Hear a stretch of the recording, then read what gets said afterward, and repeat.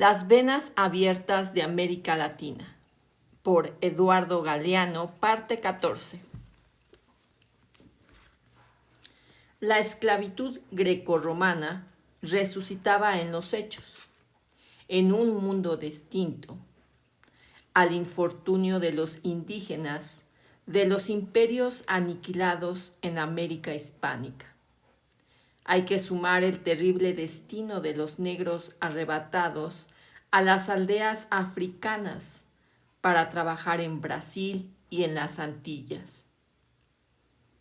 La economía colonial latinoamérica dispuso de la mayor concentración de fuerza de trabajo hasta entonces conocida, para hacer posible la mayor concentración de riqueza de que jamás haya dispuesto civilización alguna en la historia mundial. Aquella violenta marea de codicia, horror y bravura no se abatió sobre estas comarcas, sino al precio del genocidio nativo.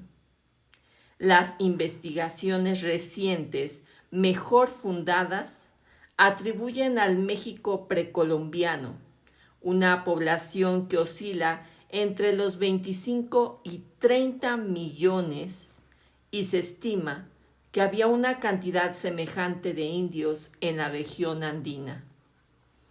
América Central y las Antillas contaban entre 10 y 13 millones de habitantes. Los indios de las Américas sumaban no menos de 70 millones y quizá más cuando los conquistadores extranjeros aparecieron en el horizonte. Un siglo y medio después, se habían reducido en total a solo 3 millones y medio. Según el Marqués de Barinas, entre Lima y Paita, donde habían vivido más de 2 millones de indios, no quedaba más que 4,000 familias indígenas en el año 1685. El arzobispo Liñán y Cisneros negaba el aniquilamiento de los indios. Es que se ocultan, decía, para no pagar tributos, abusando de la libertad de que gozan y que no tenían en la época de los indígenas. Manaba sin cesar el metal de las vetas americanas y de la corte española llegaban, también sin cesar, ordenanzas que otorgaban una protección de papel y una dignidad de tinta a los indígenas, cuyo trabajo extenuante sustentaba el reino. La ficción de la legalidad amparaba al indio. La explotación de la realidad lo desangraba. De la esclavitud la encomienda de servicios y de esta a la encomienda de tributos y al régimen de salarios. Las variantes en la condición jurídica de la mano de obra indígena no alteraron más que superficialmente su situación real. La corona consideraba tan necesaria la explotación inhumana de la fuerza de trabajo aborigen que en 1601 Felipe III dictó reglas prohibiendo el trabajo forzoso en las minas y simultáneamente envió otras instrucciones secretas ordenando continuarlo en caso de que aquella medida hiciese flaquear la producción. Del mismo modo, entre 1616 y 1619, el visitador y gobernador Juan de Solórzano hizo una investigación sobre las condiciones de trabajo en las minas de mercurio de Huancavelica. El veneno penetraba en la pura médula, debilitando los miembros todos y provocando un temblor constante, muriendo los obreros, por lo general en el espacio de 4 años, informó al Consejo de Indias y al monarca. Pero en 1631, Felipe IV ordenó que se continuara allí con el mismo sistema y su sucesor, Carlos II, renovó tiempo después el decreto.